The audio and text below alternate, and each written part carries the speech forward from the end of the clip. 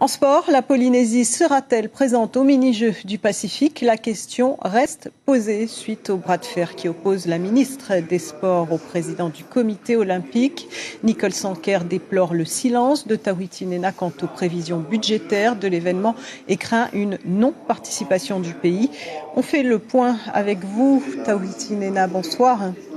Bonsoir, merci de m'accueillir. Je voudrais tout d'abord souhaiter mes vœux pour l'année 2017 à tous les Polynésiens et tous les sportifs. Alors expliquez-nous, que se passe-t-il avec la ministre des Sports? Elle estime que les relations avec le comité olympique se dégradent, que le dialogue est rompu. Qu'est-ce qui se passe? Nous, à notre niveau, on n'a aucun souci. Donc, je pense que quand on nous adresse un courrier, on répond. Les services nous demandent de justifier de nous justifier sur ce qu'on fait, donc il n'y a aucun souci. Oui, elle affirme qu'elle vous aurait demandé un budget pour les mini-jeux. Voilà, concernant le budget, donc je suis bien obligé d'attendre l'Assemblée générale du comité olympique. Comme vous le savez, je suis le président du comité olympique qui regroupe 39 fédérations sportives, qui regroupe 70 000 licenciés, comme chaque année on regroupe. Donc ce matin, c'était l'occasion de réunir les 39 fédérations et donc à l'issue de cette assemblée générale, donc le bilan moral a été voté à une large majorité de 80 à 90%.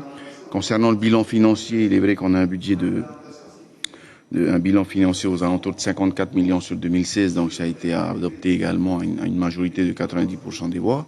Idem pour le budget prévisionnel, où bien sûr on a inclus les mini-jeux, les jeux du Turkménistan et d'autres actions également que le COPF soutient. Le mini-jeu, combien coûterait? Concernant les mini-jeux, donc j'ai eu l'occasion de demander à tous les présidents de fédération s'ils voulaient participer ou pas. Et donc à l'unanimité, ça a été acté qu'on allait soutenir les mini-jeux. Concernant la ministre, donc il est vrai qu'elle a organisé une réunion avec les présidents de fédé cette semaine. Elle a omis ou oublié certainement d'inviter le COPF, malheureusement. Mais nous, à notre niveau, nous avons déjà transmis un dossier à son ministère la semaine dernière. Ce qu'il faut savoir, c'est qu'au niveau du gouvernement du Vanuatu, il y a eu un changement de gouvernement. L'année dernière, le nouveau gouvernement ne voulait plus organiser les Jeux du Pacifique. Donc il est vrai que ça va faire 6 mois qu'on est en attente d'une confirmation et ça a été confirmé il y a 1 mois. Voilà. Ces mini-jeux vont se dérouler donc fin décembre. Donc ces mini-jeux auront lieu du 4 au 15 décembre au Vanuatu et bien sûr le comité olympique sera présent. Vous les avez chiffrés à combien pour la participation? Ensuite, si on a un soutien comme chaque jeu du gouvernement, on devrait être 200 personnes avec 14 disciplines. Il faut savoir que pendant les mini-jeux, il y a 14 disciplines sportives. Pendant les grands jeux, il y en a une trentaine de disciplines sportives. Donc si on devrait amener toute la délégation, donc on devrait être 200 personnes avec des athlètes et autres. Donc c'est le premier objectif du comité olympique, c'est ces mini-jeux. Ensuite, nous avons également un deuxième objectif, c'est la participation aux Jeux du Turkménistan, les Jeux d'Asie.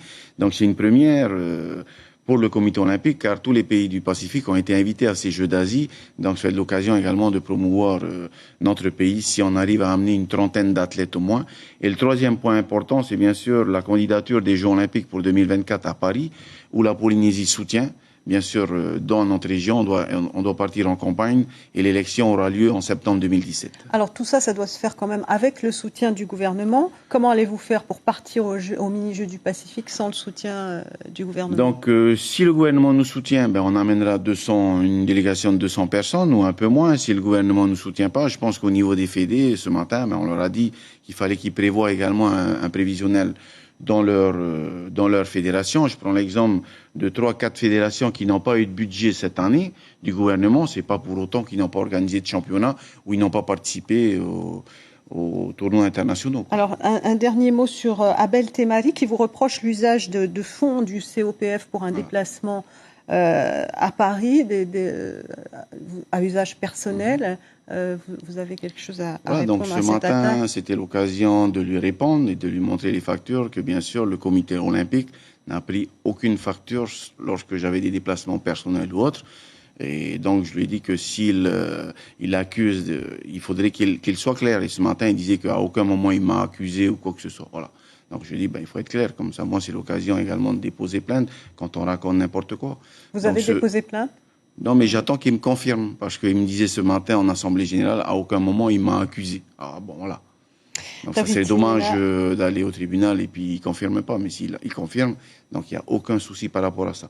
Par contre, je voudrais remercier tous les présidents de fédérations sportives qui m'ont soutien et qui nous font confiance. C'est pas Tawhid Tinina, mais c'est toute une équipe. Et donc, il y a un travail, ils savent qu'on est sérieux, ils savent qu'on est compétent, et puis ils nous soutiennent. Merci et on est beaucoup. tous bénévoles en plus. Merci beaucoup, Tawhid Tinina. Je rappelle que vous êtes le président du comité olympique de Polynésie.